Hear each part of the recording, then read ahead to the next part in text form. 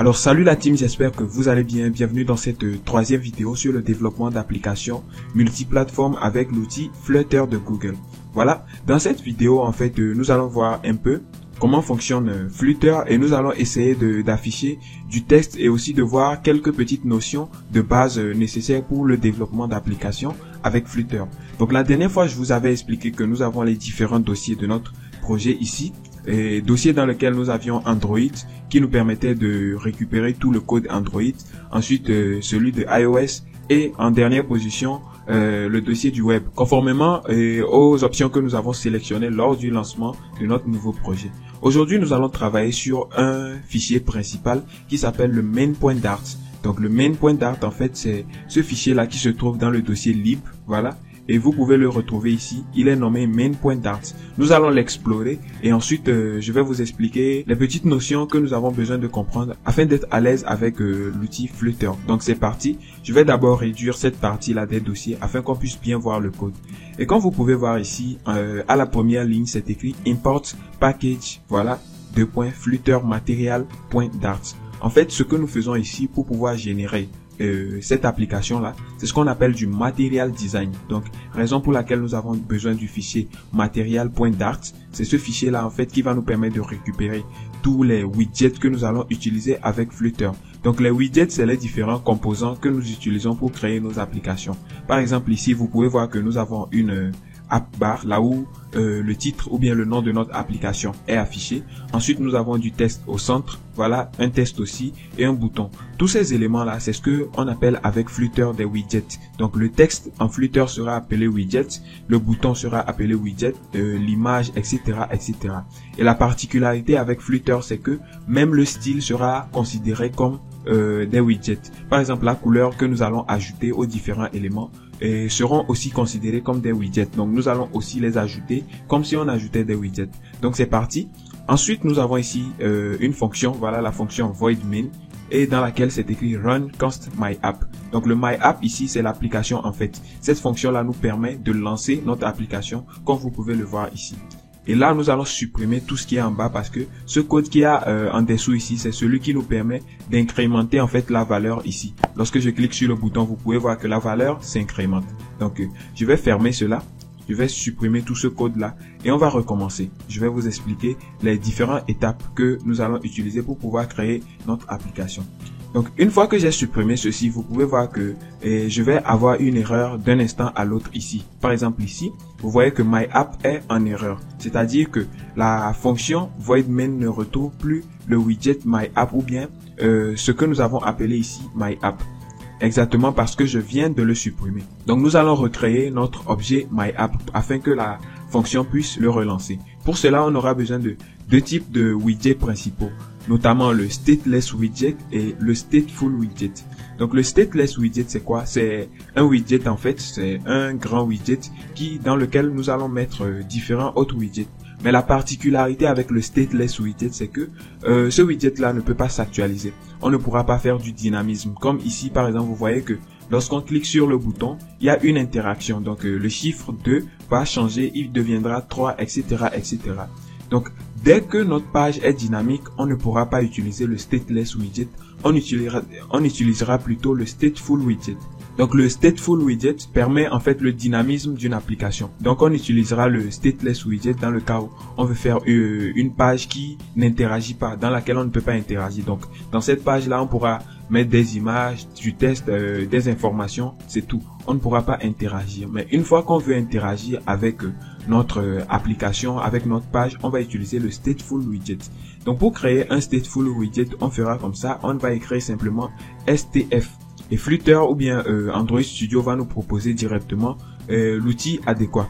Voilà, donc vous voyez qu'il me suggère en même temps le stateful widget. Je vais simplement appuyer sur Entrée et il va nous proposer en même temps la base d'un outil ou bien d'un widget stateful. Comme vous pouvez le voir, la base a été créée et nous allons maintenant nommer notre classe. Pour cela, je vais simplement écrire exactement ce qui est écrit au-dessus. Voilà, comme vous pouvez voir, j'ai recopié exactement ce qu'il y a ici, my_app, my_app. Donc si vous écrivez autre chose ici, il faut que vous écriviez aussi la même chose ici. Donc my_app, sinon ça ne va pas retrouver l'application. Donc par exemple, si je modifie ici un élément, donc j'écris my_app avec un seul P il ne va pas le retrouver. Et dans le cas où j'écris app aussi avec le A minuscule, il ne va toujours pas le retrouver. Donc respectez la syntaxe. Et voilà que la syntaxe est respectée, il le retrouve. Donc pour pouvoir actualiser ici mon téléphone, je vais simplement faire CTRL S et vous allez voir que notre application va s'actualiser au niveau du téléphone. Voilà, nous sommes sur notre application ici et la différence est que nous sommes sur un écran noir. Exactement, nous sommes sur un écran noir parce que nous n'avons rien mis dans notre stateful widget. C'est simple. Voilà, tout ce qu'il y a ici, on va le comprendre au fur et à mesure que nous allons travailler, mais nous allons directement venir ici au niveau du return. Donc le return, c'est ce que retourne en fait notre widget stateful. Il nous retourne quoi ici? Un placeholder. C'est pas la peine de comprendre ce que c'est qu'un placeholder. Je vais simplement vous demander de supprimer ce qu'il retourne. Et maintenant, on va lui demander en fait de nous retourner un material app. Donc on va simplement écrire comme ça, material. Voilà, il nous retourne un material app. Voilà, le Material App, c'est la base de notre application. Comme nous faisons aussi du Material Design. Donc, le Material App va nous permettre maintenant d'utiliser les différents widgets de cet élément-là. Donc, dans le Material App maintenant, nous avons besoin d'une page principale, d'une page de la maison, c'est-à-dire d'une page d'accueil, la première page de notre application. Pour cela, nous allons imbriquer un élément à l'intérieur qui va s'appeler Home. Voilà. Donc home et ce home là correspond à la première page. Donc comme ça le nom l'indique, home, donc maison, page d'accueil, etc. Et dans cette page d'accueil là, nous allons lancer un élément qui s'appelle le scaffold. Voilà. Le scaffold, c'est simplement un gros élément, une grosse boîte qui correspond à une page de notre application. Donc le scaffold ici que je viens de mettre correspond à la page d'accueil de notre application. Et à l'intérieur de ce scaffold là, plusieurs composants peuvent être ajoutés, notamment l'app bar, c'est-à-dire le titre de notre application qui se situe en haut, le bottom navigation bar, l'ensemble des boutons que vous pouvez retrouver sur les applications Android en dessous, et plein d'autres types de widgets que nous allons ajouter. Donc premièrement ici nous allons ajouter un app bar. Voilà, donc on va simplement ajouter l'élément app bar et ensuite nous allons appeler le widget app bar. Voilà, donc on le spécifie le paramètre app bar ici et nous allons appeler maintenant le widget. La différence entre les deux est que voilà ici le A est en minuscule pour spécifier que c'est le paramètre app bar que nous appelons et nous allons lui donner comme valeur app bar avec le A majuscule pour dire que c'est le widget. Et là nous mettons des parenthèses. Et maintenant notre app bar en fait va prendre aussi des paramètres. Par exemple du texte, etc., etc. Donc on mettra ici title, donc pour dire le titre. Sinon lorsque j'ai écrit T, vous pouvez voir que plusieurs éléments m'ont été proposés. Donc le title spacing, title text style, etc., etc. Donc c'est d'autres widgets qui vont nous permettre de styliser le titre. Sinon nous on mettra simplement title. Et ce titre là va prendre une valeur. C'est la valeur que nous allons ajouter en fait à notre application qui va s'afficher en tant que nom de notre application. Donc je vais écrire par exemple application ici. Et vous voyez que j'ai toujours une erreur. Pourquoi j'ai cette erreur? C'est parce que avec Flutter, on n'écrira jamais les éléments dans l'air comme ça. On va toujours le préciser que ce sont des widgets. Ce sont des widgets. Donc pour écrire un texte, nous avons besoin du widget texte. Donc je vais simplement couper ceci et je vais appeler le widget texte. Voilà. Avec le T majuscule parce que c'est le widget que j'appelle. Donc ici nous avons le paramètre title qui va prendre comme aussi valeur et le widget test. Voilà. Ici et maintenant on pourra mettre ce que je viens de copier. Et là on n'oublie pas de supprimer la virgule supplémentaire. Donc ici nous venons d'avoir notre Material App. Voilà ce qui va nous permettre de lancer tous les autres widgets. Et ensuite on va lui préciser la page d'accueil. Donc home.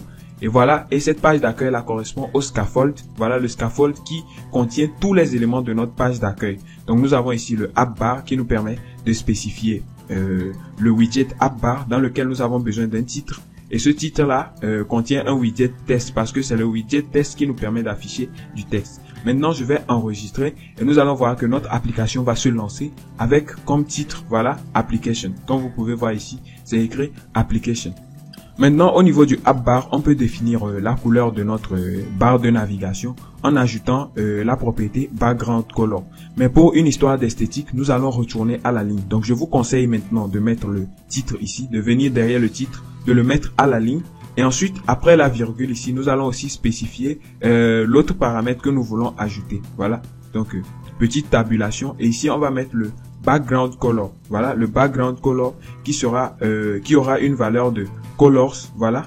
Colors, en fait, c'est l'élément qui contient toutes les couleurs avec Flutter. Voilà. Donc, lorsque j'écris colors avec S, maintenant, je pourrais mettre un point. Et là, je vais sélectionner une couleur. Comme vous pouvez le voir, il nous propose le jaune. Je le choisis et je fais CTRL S. Et maintenant, vous allez voir que notre barre et voilà, nous allons voir que notre app bar est devenue jaune. Voilà, ici, vous pouvez voir que l'app bar est devenue jaune, etc., etc. On pourra modifier le style du texte aussi. Donc, on vient au niveau du texte. Voilà. Et à l'intérieur du texte, juste après la valeur du texte, ici, on pourra mettre du style. Donc, on fera comme ça. Style. Voilà. Et style prendra la valeur de text style. Voilà. Et ensuite, on pourra mettre différents éléments. Par exemple, color pour définir la couleur du texte. Et on utilisera toujours le widget colors. Voilà. Colors. Par exemple, white pour mettre du blanc. Et là, lorsque je vais enregistrer, qu'est-ce qui va se passer? Mon texte va devenir blanc. Toujours dans le text style, on peut ajouter une virgule et continuer avec, par exemple, le font family, où nous allons préciser le type de police que nous allons utiliser, etc., etc. On va revenir plus en détail au fur et à mesure de cette série-là. Donc ici, pour le text style aussi, je peux simplement retourner à la ligne comme ça. Et là, on saura que text style correspond à ceci. Voilà, donc je fais comme ça. Et là, on voit que le text style se termine ici. Ensuite, le texte ici, etc., etc.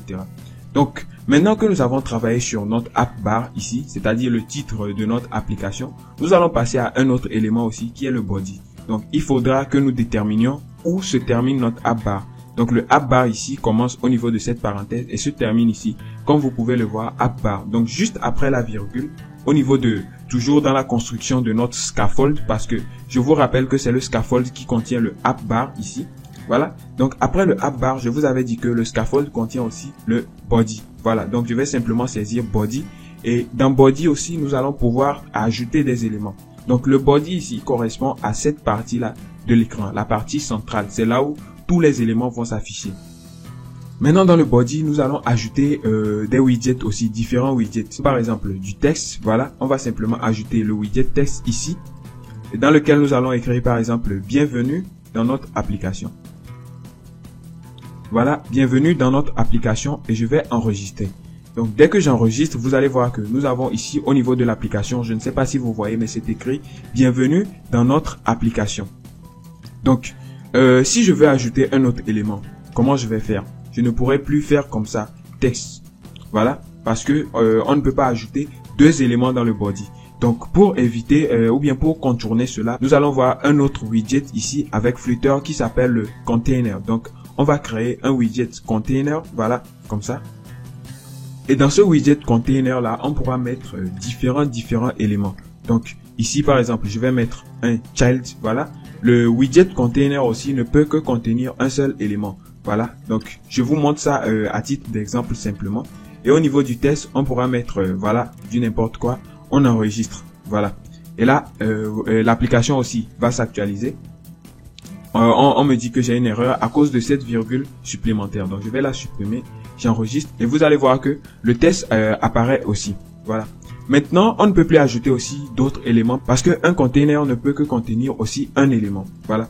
Donc, nous allons supprimer ceci. Nous allons supprimer le test au niveau du container ici. Voilà. Et comme élément enfant de notre container, voilà, comme vous pouvez voir ici, j'ai écrit child. Donc, la propriété child, en fait, vous permet d'ajouter un autre widget au container. Et là, je vais vous montrer d'autres widgets qui vont vous permettre de pouvoir ajouter plusieurs éléments. Donc, pour ajouter des éléments, on va se demander si les éléments que nous voulons ajouter au fur et à mesure dans l'application seront rangés de façon verticale ou bien de façon horizontale. Ici, dans notre exemple, nous allons choisir l'alignement vertical. Pour cela, on va utiliser le column parce que le widget column nous permet d'ajuster les éléments de façon verticale. Donc, je mettrai comme ça, column. Voilà.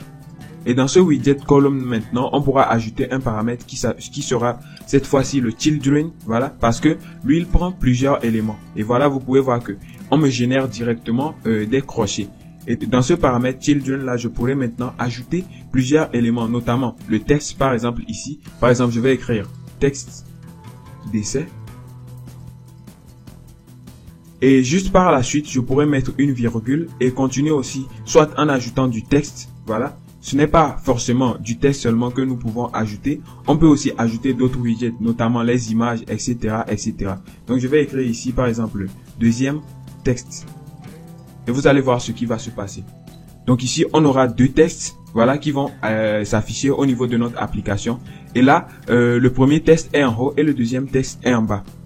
Donc pour vous préciser en fait l'utilité de ce widget là, vous pouvez voir ici que nous avons utilisé le widget column. Comme je vous l'ai dit, il vous permet d'afficher les éléments de façon verticale. Voilà pourquoi le deuxième texte ici est en dessous du premier texte. Donc à la place du widget column, on pouvait utiliser le widget row, voilà. Et là, ça sera plutôt une ligne. Donc R en majuscule et le reste en minuscule.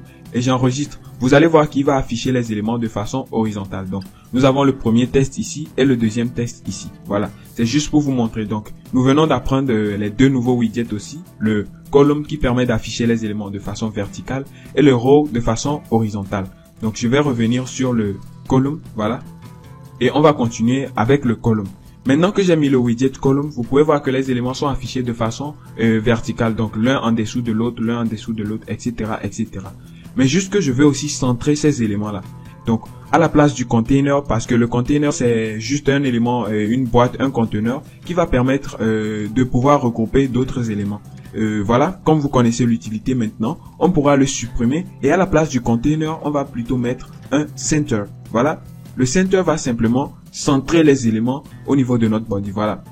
Donc vous pouvez voir que les deux textes maintenant se situent au centre. Maintenant le problème est qu'ils ne se situent pas au centre de façon verticale. Donc ils sont centrés de façon horizontale. C'est juste parce que nous avons utilisé ici le column. Voilà. Donc le column lui, il attend en fait que les éléments viennent se placer en dessous.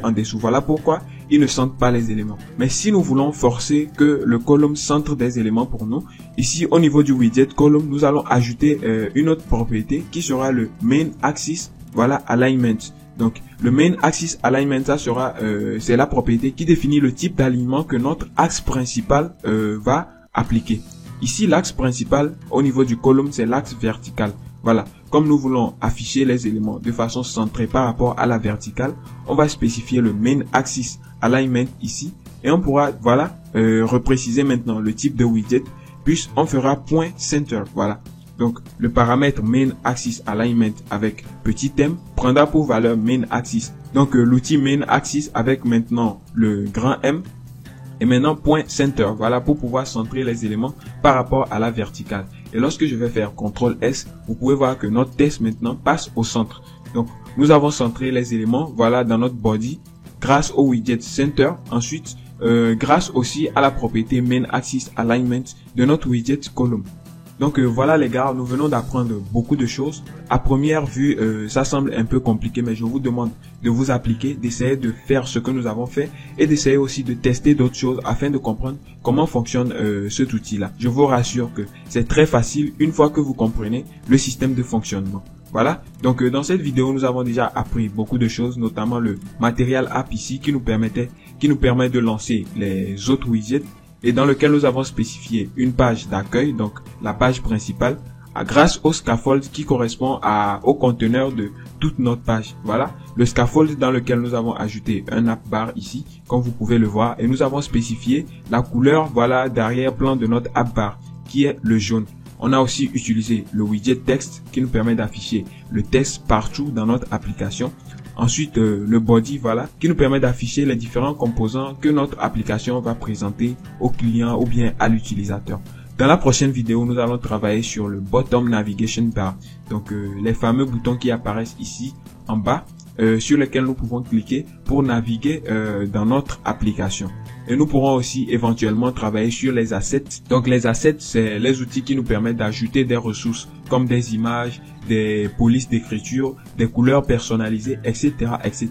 Donc abonnez-vous les gars pour être informés dès que la prochaine vidéo sortira et n'hésitez pas à poser vos questions en commentaire. Je serai toujours disponible pour vous répondre. Ciao ciao les gars.